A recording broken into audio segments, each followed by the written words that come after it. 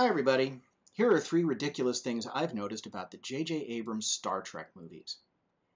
Converting Star Trek to a tentpole franchise drained it of what made it special.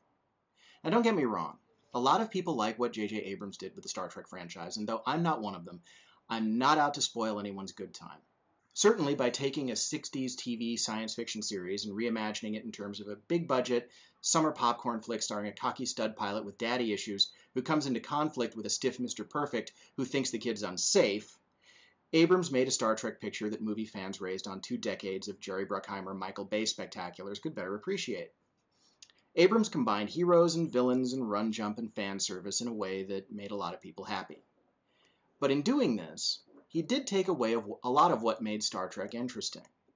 Call me greedy, but if I'm asked to put my money down on a story with a Star Trek on its label, I'd like something a bit more philosophical, more political, more ambitious from it. Sure, Star Trek has always contained a fair amount of action and combat and run jump, but at its best, it placed the Enterprise crew in situations where the morality was tricky and where sometimes the best answer came with painful personal costs, like the city on the edge of forever, or sometimes the heroes came off little better than the ostensible villains in Errand of Mercy or A Private Little War.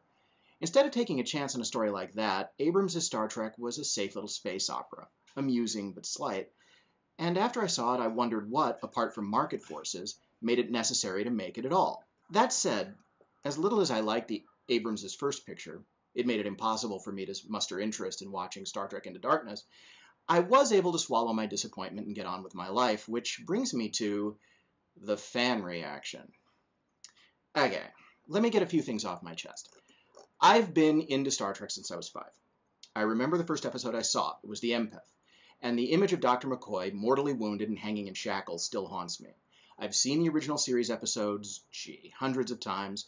I've memorized both the original theatrical release and the director's cut versions of Star Trek II: The Wrath of Khan, and though I've found other interests as life has offered them to me, I've always been able to return to Trek with pleasure. I'm now revisiting DS9, which I lost track of at some point during its initial run, so I've never before engaged as a whole. So far, so good. That said, I have a simple policy that helps me when a particular version of Star Trek fails to engage my interest. I find something else to care about, unless and until it comes back to something I can like. If only other fans would do likewise. A while back, a large Star Trek convention voted Abrams' second movie, Star Trek Into Darkness, as the worst Trek film ever made. Now, to reiterate, I haven't seen it. But these fans surely are aware that Star Trek V, Star Trek Nemesis, and Star Trek Generations exist, right? I don't love Abrams' work by any means, but I give him enough credit for competence to say he'd never release anything as lame as What Does God Need with a Starship? A lot of Trek fans are down on Abrams because of Into Darkness and retroactively mad at 2009's movie as well, and sometimes express that in some pretty nasty ways on message boards and in comment threads. If you think about it, it's not all that hard to understand why. The seeds of it were sown in the marketing campaign to the first picture. Abrams repeated in interviews how little Star Trek appealed to him, and the marketing tagline he opted for was, "This is not your father's Star Trek." I'm sure a lot of fans felt jilted, as if Star Trek had broken up with them and was now insulting them to its new fans. And fans scorned can sometimes get mean. Though that's understandable, it's not healthy. Star Trek fans understand this. Star Trek's legal owner, Paramount, isn't that into you. It's not you, it's them. They want bigger audiences, worldwide box office, at least $500 million a theatrical release. You can't provide that. The new audience Abrams and his team has brought them can. Accept it and move on.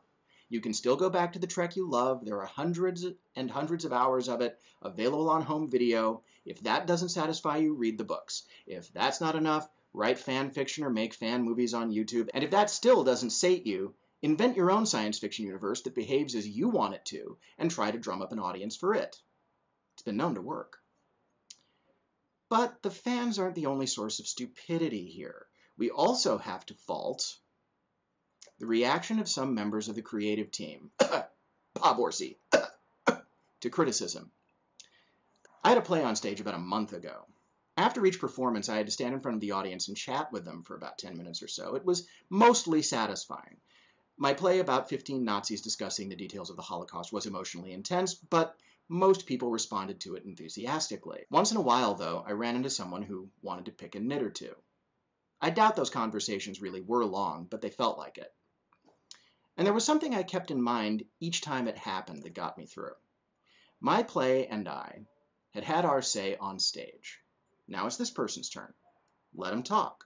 Stay friendly, don't argue, don't defend, don't bite their heads off and jerk their corpses for meat. Those few critics are alive and whole-headed thanks to that train of thought. Bob Orsi plays it differently. At one point last year, he got in an internet comment war with some Trek fans that culminated with him saying something like, "I get to make the movies and you don't." Well, I guess he doesn't anymore. Still, that's an object lesson in bad form.